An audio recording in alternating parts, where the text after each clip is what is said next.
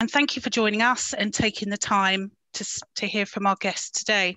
So I'm absolutely delighted to have with us Anna Hall, Creative Director and Executive Producer, and Julia Heselgrave, Head of Production from Candour Productions. So Candour Productions is a multi-award-winning independent production company, and they are based on the outskirts of Leeds. So it's founded by Anna, Brian Woods and Jez Newman, and Candour is well on the way to establishing a hub for filmmakers in the north and teams of journalists and producers who all live and work in the region. Thank you for being here, Anna and Julie, welcome. How have you been, first and foremost? Anna. Well, I'm here. We're nearly a year on, aren't we? And as you can see, I'm in my daughter's bedroom. I've chucked my daughter out, and yeah, I'm good. You know, I think it's been a very tough year for everybody, hasn't it? But we've survived and we've come through, and yeah, so you know, and we're working flat out. We seem to be working hard. I don't know why the working day feels a lot longer and a lot harder when you're in lockdown, but it seems to be pretty relentless. But you know, we're still here. Excellent. Yeah, Julie? Yeah, it has been really tough. Same as Anna, I think we've worked really, really hard this year. But it just does feel like we made it through. Things are starting to move a little bit, and it just feels like, you know, it's a new beginning, and we've had a good time to be able to actually look at the business and really kind of drill down what works and what doesn't work. And I feel it's a stronger business for coming out this side. Brilliant. Well, we'll talk a bit more about the impact of the pandemic in a minute. But Anna, I just wondered if you would just give us an idea on how Candour came to be and the ethos of your business, which I think is a really interesting one. Yeah, so Candour came out of my passion, really. I mean, I'm a documentary director, and I'm a strange beast in that I've always lived in Leeds. I never went to London. So when I was just really breaking through as a director, I had my kids, and I was just telling Charlotte I had 3 kids within a year and 5 days, because I had twins and then I had another baby. So Julie saw me through all of that period of my life, and everyone was just like, oh my God, how's Anna going to cope? And, you know, I was a young filmmaker and a young director, and I wanted to sort of really hold out and try and make the films that I believed in and I cared about. And so, you know, for me, when my kids were really little, I made a decision that I wasn't going to move to London, and that you know, I love where I live, I love my city, and I just decided that actually I would move around, but my family would stay here, that I wasn't going to make that transition. So really I held out, and I just held out through, you know, my kids being sort of 0 to 10, and I would take jobs and then I'd have time off, and that worked really, really well for me. And then in about 2013, I just made a very big film with a company called True Vision in London. And that was sort of the culmination of a whole load of work that I'd done as a journalist on the gang grooming CSE story. And I made a big film for Dispatches called The Hunt for Britain's Sex Gangs. That became, you know, it was very well received. It was critically well received. It won lots of awards. We were nominated for a BAFTA. I won the RTS Journalism Award. I won the Women in Film and Television Award, actually, for that. Yeah. And, you know, at that point, I just wanted to set something up that was very like, I'd found True Vision in London, and I really liked their ethos. And when I was a sort of a jobbing director in Leeds, the reason that I had to go to London to find execs was because, you know, there wasn't really a company in Leeds at that time that had the kind of execs that I wanted to work with. And so, you know, for me at that point, it was either carrying on being a jobbing director or try and see if I could create something myself. So we set up a kind of a sister company to True Vision, and Brian and Jez helped me and were really, really supportive of my vision, which was I want to just create a hub in the north for filmmakers like me that kind of want to hold out and make the films that they really care about. So the ethos of the company was, you know, for me, again, I suppose because I'd sort of grown up as a director in that period where I also had really, really young children, and I managed to make it work. And I made it work because I had a good support system around me, but I also was really choosy about the work that I took. But I also chose companies where you know, I could be myself, and I could, you know, if I wanted to work from home, I could work from home. And actually, you know, as many people watching, you know, as we know, actually it has got easier. But for me, I wanted to create a company which was flexible, which really championed, you know, being able to keep women in the industry, because actually that was one of the things that, as we all know, again, that, you know, often when women who worked in telly had children, they would drop out. And a few years ago, I remember a commissioning editor rang our office, and this one, we had a little tiny office. This was our first office that we'd graduated to from my kitchen table. And she rang and she was asking for somebody. And I just said, oh, sorry, they're just on the school run. They'll be back, you know, in an hour, or they'll be back at their desk in an hour. And I know her very well as commissioning editor. And she just said, you know, Anna, I have never heard anybody say that. And I'm so glad that you've said that. And I said, well, you know, she's a brilliant person, and she's got kids, and she's gone on the school run, and she'll check your emails in an hour. And she was just like, oh my God, that is so liberating to hear that story. So, you know, for us, we want to create a really happy place, which is inclusive and is supportive and, you know, is really flexible, and, you know, for men and for women.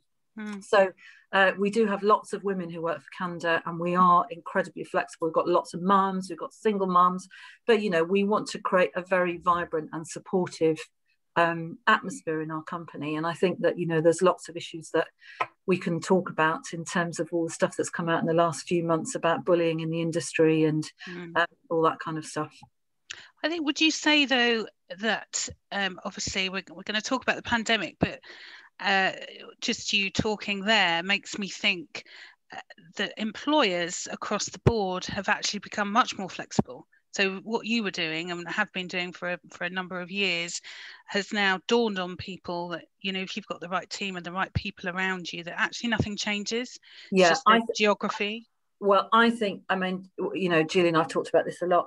I think the way that the pandemic has affected all businesses, but certainly our business, means that, you know, as suddenly, you know, when we were all chucked to our kitchen tables in March last year, you know, and we had to work out what Zoom was and how did we all get on the shared drive and all that kind of stuff.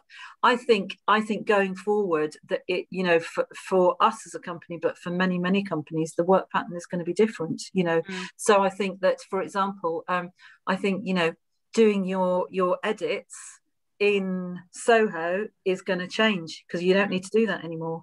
And I think that, you know, especially for people with children, you know, having that kind of flexibility where you can do your edit from the kitchen table is really great. So I mean, I think that things are going to change. I think, you know, we found that the flexibility, people have just cracked on. I mean, you can easily tell if somebody's not working and is, you know, just sort of, you know, doing whatever they're doing, can't you, Julia? I mean, we've just found that people have worked much harder, actually. Yeah, I mean, hopefully it will open more doors. Julia, is there anything you want to add to that? Yeah, I mean, as a company, I think it's just really important for us. You know, it's something we want to keep people working in Leeds, and we want to make sure that the economy in Leeds can sustain people working in TV production. So, I mean, it's obviously been a great help with Channel 4 moving into the region, and obviously, you know, there's lots more action going on around TV. But, you know, if somebody can forge a great career without having to actually move out of the area, that's great for everybody. You know, there's a really good talent pool now starting to come together. And, you know, we can all tap into that same talent pool. We don't all have to be kind of fighting over the same people. You know, they're there and we can all tap in. And that's great for the other, you know, for the talent as well, because they get the chance to move around, learn things from different companies, and they're not just kind of always working for the same company. So I think we're really keen on kind of, you know, collaboration really between companies and the talent that's abound, to make sure that we can pull the best from people.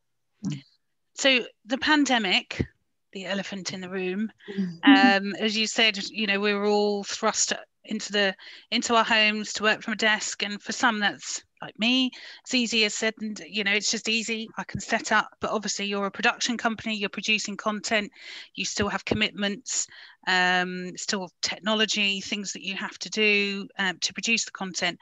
So how have you coped as a business in the last 12 months? I mean, we were really thrust into kind of the working from home, because as soon as lockdown came, we actually picked up a fast turnaround, which was about Britain in coronavirus times. So it was a really steep learning curve, and we all had to really just get on with it. So luckily we're only a small company, so the everybody, we'd kind of foreseen it coming really. So we'd made sure that the shared drive was up and running, everybody could access from home. So everybody was really ready and prepared for that kind of day when we weren't allowed into the office. But yeah, we were trying to make a production right on the cusp of coronavirus hitting. And there were new rules, there were new guidelines being thrown at us every day. And everybody just did amazingly well, really. I think everybody really adapted well. And it was just lovely to be able to bring people in and offer them a little bit of work, because, even if it was just covering that month's mortgage for some people, we had an editor there that had lost 9 months' work in just one phone call. Wow. So it was quite desperate times for people. So I think we were just really happy to all come on board and get involved. So that was the film that we made. So we literally got it commissioned. I was thinking about that this morning, this time last year, and we had 2.5 weeks to get it ready. So we filmed it on a Friday, and then we had 46 people working for us that weekend, and then we turned it around in an edit in Leeds, and it transmitted on the Monday night. So for us, talk about a baptism of fire at the beginning of lockdown. We literally had to make that film on Zoom and on WhatsApp, and it's so funny if you go back and you look at the emails again, you just think, how the hell did we do that? Because it was so, in any chat, in any production, that would have been a challenge, but we were never, ever in the same room. We were doing it all on Zoom. So, but, for us actually at the beginning, for us, that was a great experience for our company at the beginning of lockdown, because as Julie said, we absolutely had to fly and get on with it. And then, we lost a couple of series last year because of lockdown, and, we had some very tricky times, and, we had to furlough staff, we had to make somebody redundant, and that was really tough for us. We weren't able to renew some people's contracts. So, that we just, we had to be really, really realistic last summer about the situation that we were facing, which was tough. It was the same for absolutely everybody. And I think that, in that commissioning world last summer, really difficult for commissioning editors, and it was very difficult for development teams, because the commissioning editors didn't really know what they wanted and what were people going to watch in lockdown. And actually that's got a lot easier as the years progressed. But we had some very tough times last year, and we had to really just kind of keep being buoyant, and we then won some commissions, and we were able to kind of just keep going and get going again. So I think as well, with us being a fairly new company as well, we didn't have kind of an extensive back catalogue, so a lot of companies could go and revisit their back catalogue and recut and provide that, but we didn't have any of that. So the core development team just had to be kind of flat out trying to come up with new ideas and anything new that they could put out there. So it was we just had to be really agile actually across the last few months to make sure that we just everything that we were trying to get off the ground, we very particular over what we were chasing.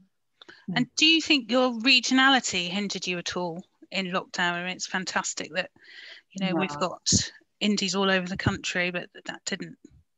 No, I don't think so at all. No, I think it's actually, it kind of leveled the playing field a little bit really, because we all got on Zoom and we all realised that we didn't actually have to be on that 6:15 train down to London for that Monday morning meeting. You could just pad out in your jammers, really. Brilliant.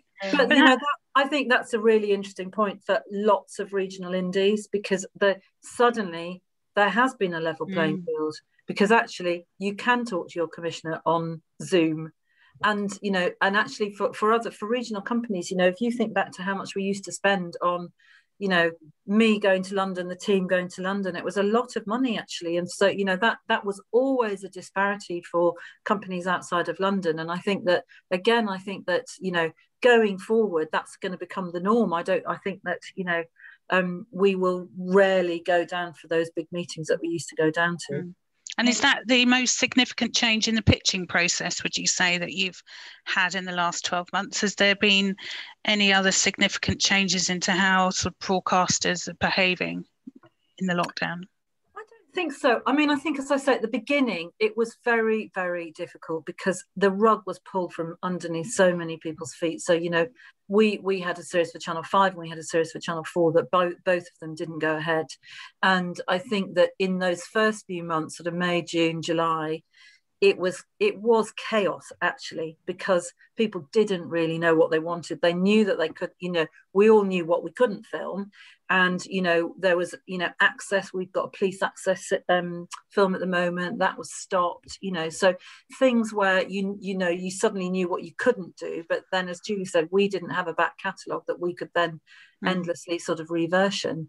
So, and then I think that people found their feet pretty quickly, and I think that, you know, going the sort of from about September onwards, it feels like, you know, everyone's kind of got to grips with what they want, and, you know, we're understanding what the appetite is. So I think I think there was a wobble for the whole industry in that sort of April, May, June, July period last year. And now we've got a roadmap out towards a potential freedom. How's it looking for you for the rest of the year and into 2022? Well, I mean, you know, that roadmap, you know, we've carried on working, and we've made two films in hospitals this year. We've made a children needs special. So actually we haven't stopped filming. And I think that, you know, for us, I think we're feeling pretty buoyant and, you know, very optimistic, shall we say, about the future. Right. So more projects coming in, is it, you feel that it's starting to sort of really gain momentum again? I think so. I mean, I think we're feeling now that we're definitely, you know, I think I think for us as a company, we sort of feel that we're through the worst patch, which was definitely last summer, where we were feeling like, you know, like many small companies, you know, oh, are we going to survive this? Yeah. The broadcasters really became risk averse, didn't they? So they were commissioning companies that they knew could deliver. You know, there were no kind of, oh, you know, they've not done that before, let's give them a go. You know, it was literally, you know, we picked up panoramas, we picked up dispatches, and that's what we're known for. But, you know, we were probably pitching similar ideas to other companies, but, you know, they were only taking the ones that they knew had a history with us. So we were just stuck on our little panoramas, but we managed to pick enough of those up to keep us going through the year. Well, let's talk about diversifying, because it was announced in January. I mean, this sounds really exciting. You're leading a consortium on a project which is being funded by the DCMS, which is testing the use of 5G technology in extreme filming locations. I mean, it sounds technologically challenging. So can you tell us how you came to be involved and what this means for Candour? Yeah, I mean, I think under normal circumstances, it's not really something that might have come onto our radar. But it was a friend of Anna's actually that showed Anna, you know, the funding that was there. So we had a look and we decided that, yes, it was something that actually we would like to be involved in, and it could actually benefit the industry vastly. I mean, problems that we'd encountered on the lockdown film, the main thing was actually getting the rushes back to base when everywhere was closed. All the post houses were shut. There was nobody, you know, everybody was on skeleton staff. We had 15 shooters running around the UK, all trying to get material back to the edit in Leeds, ready for us to edit. Literally that following day, we had a 2-day edit to do a 60-minute doc. And we wasted probably best part of one of those days waiting for material to come through the edit. You know, the domestic kind of Wi-Fi in people's houses just wasn't big enough to carry the files. So it was literally, we had to knock up people, you know, so they could go and unlock the post houses. But unfortunately, that was only, you know, in office hours. They were running on restricted hours. So it was a real challenge. So that's kind of when we read what the 5G were proposing, that was the big thing that we thought, actually, if we had this while we were trying to do the lockdown film, it would have been a huge benefit to us. And then we started looking into it more, and, you know, the other benefits to the industry started coming out. You know, we realised that actually it's a really cost-effective way of doing business. But this is it's all kind of pie in the sky at the moment because it's not been tested. So, you know, that's where we come into it, really. We've put forward some grand ideas of crazy filming locations and, you know, trying to get 5G to act in the coldest, the wettest, the darkest you know, the most hostile environments that we can come up with. And then we've got to go back to the DCMS with all our findings.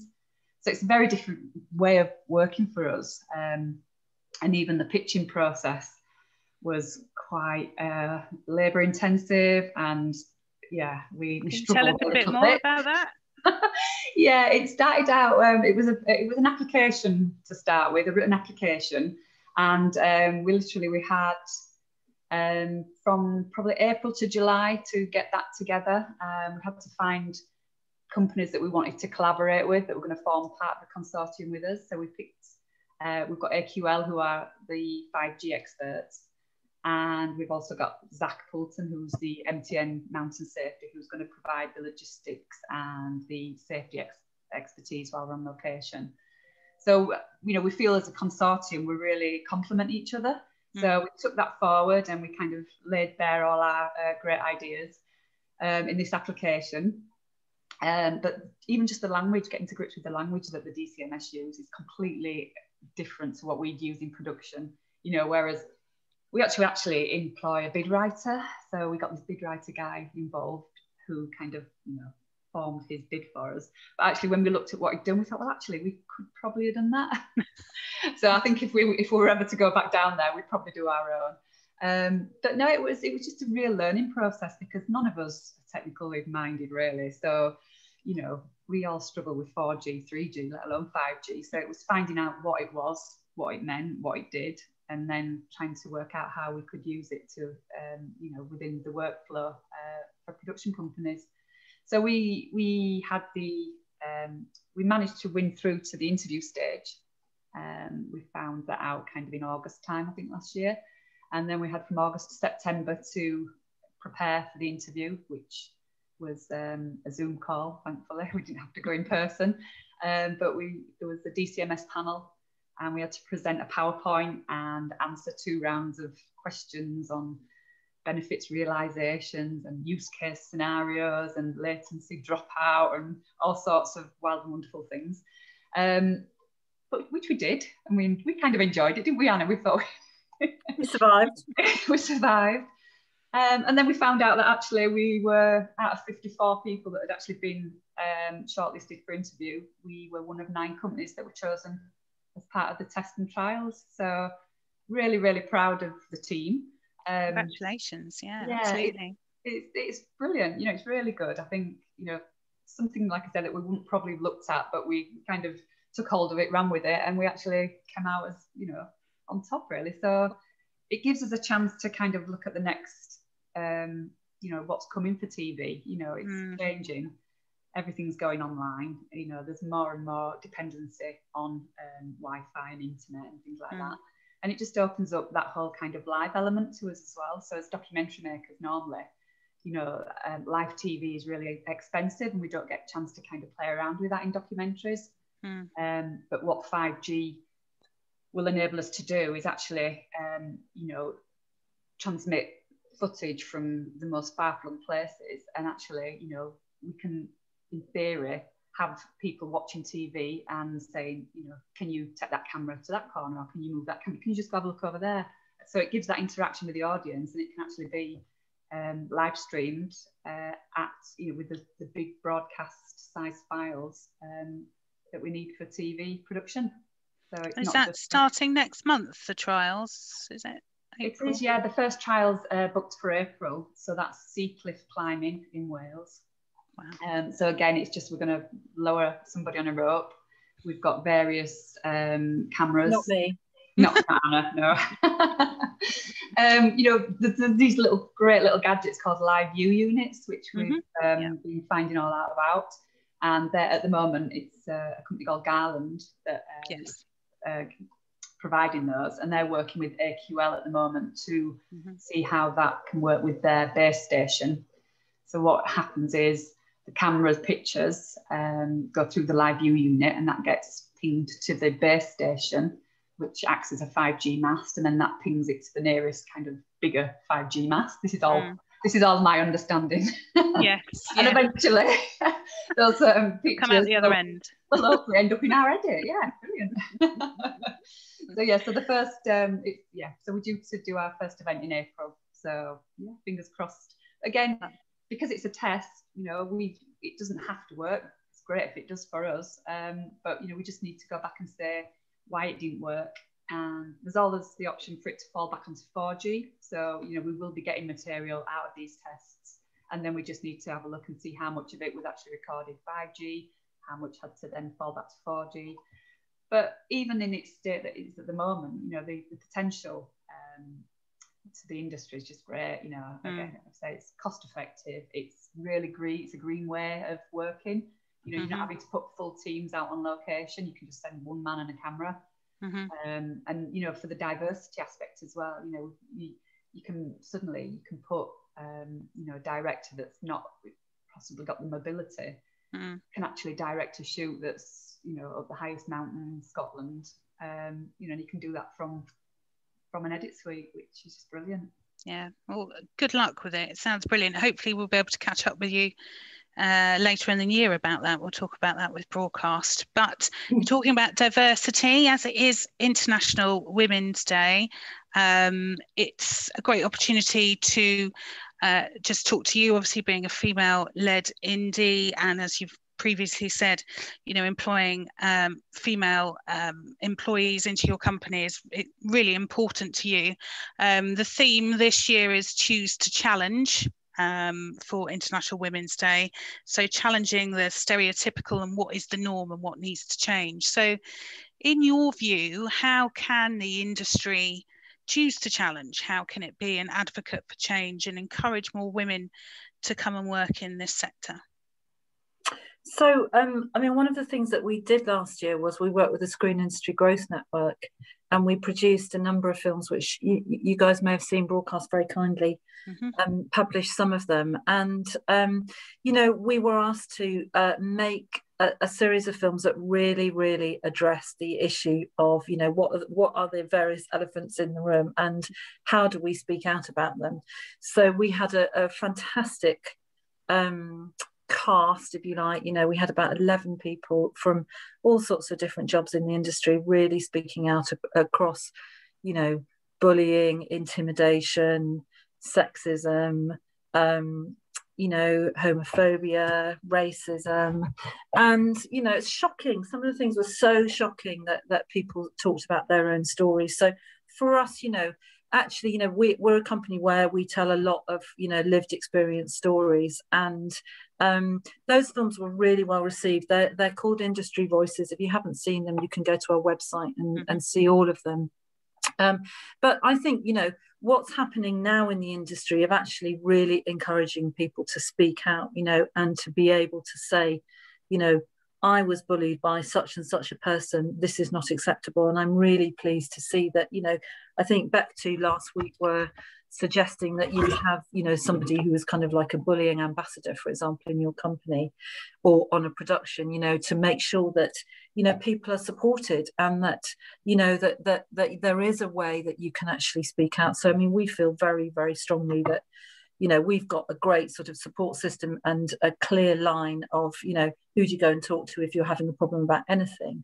And I think, you know, choosing to challenge is about saying this is not acceptable. We're not, I mean, I think in the television industry, there's been so much, hasn't there? You know, there's been the Me Too stuff, which has been brilliant, but, you know, really speaking out against harassment and intimidation is something, again, I feel so passionately about. I think it's just not acceptable to go to work and feel stressed and upset and worried about what someone's going to say to you. And, you know, this sort of culture where, you know, when I started in telly, you know, you were literally, I mean, if Julia and I started in the same company, and, you know, we joke now that, you know, if you weren't, you know, you'd literally, if you weren't at your desk, you know, 12 hours a day, you weren't working. And I think that whole, you know, that's what I'm saying, this whole flexible working culture that we feel so strongly about, you know, I think, you know, it's really important that we speak up and say that is not acceptable. And so I'm really pleased to see, you know, some of the stuff that's happened recently,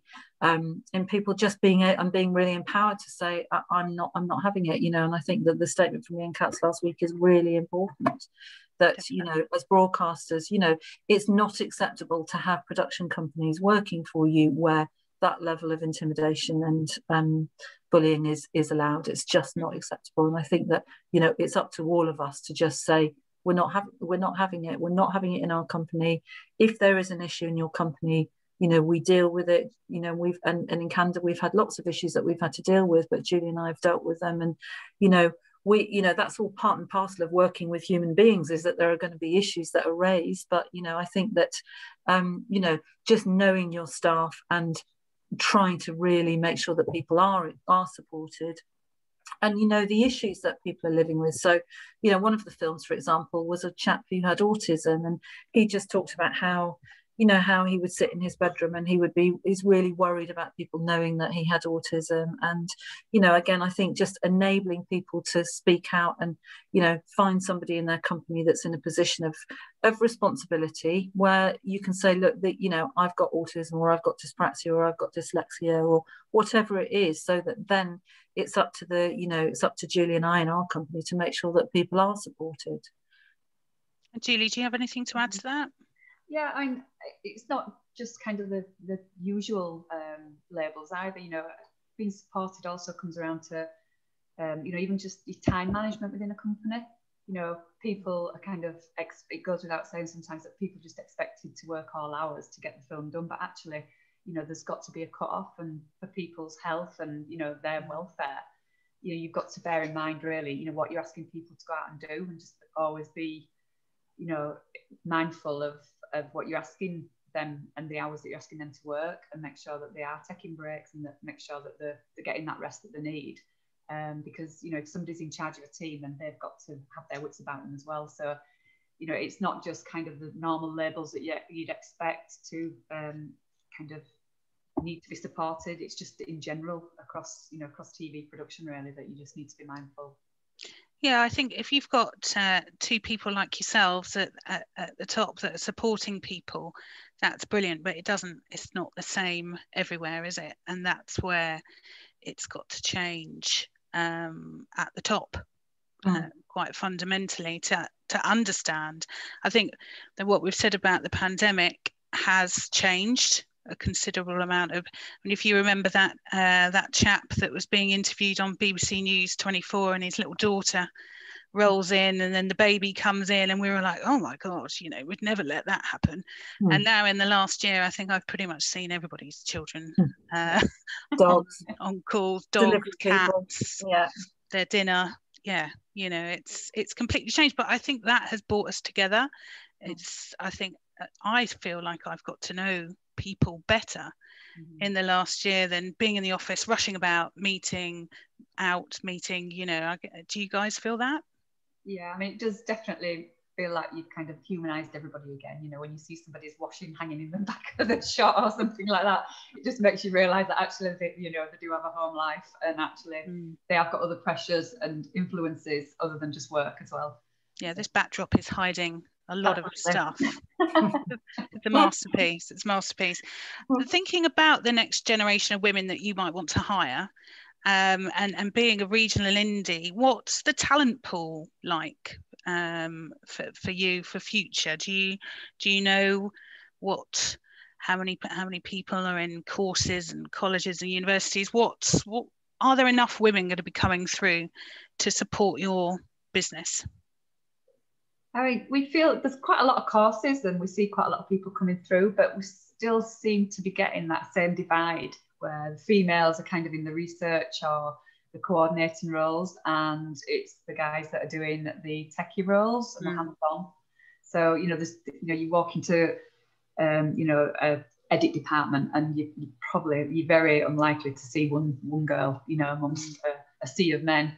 And it's just, you know, I don't know what the reason is behind that. I don't know whether that's something that comes from schools where, you know, it's girls are academic, boys are technical and hands-on, or whether it's just the confidence of the girls into kind of going into them courses where it's going to be mainly male dominated. I don't know what the answer is really. I'd like to, you know, I'm not quite sure what the split is of the people that are coming up through these courses. I'd like to see definitely more girls in those roles, because, you know, there's such a shortage, and, you know, it's a great opportunity for people that are interested in that side of TV, you know, to come on. So yeah, definitely I'd be saying get yourselves in there, you know, editors, edit assistants, and camera rolls, obviously, you know.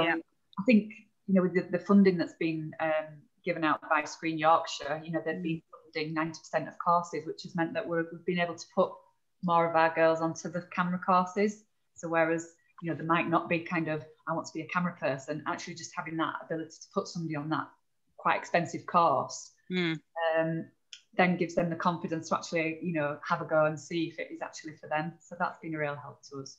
Yeah.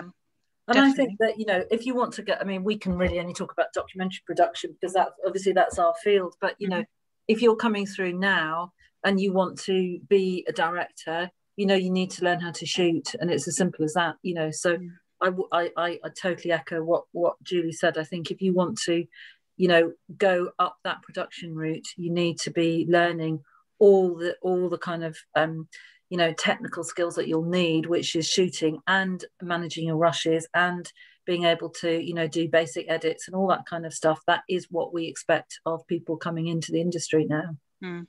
So I know that we've got a number of students watching today, especially from universities and colleges in and around Leeds.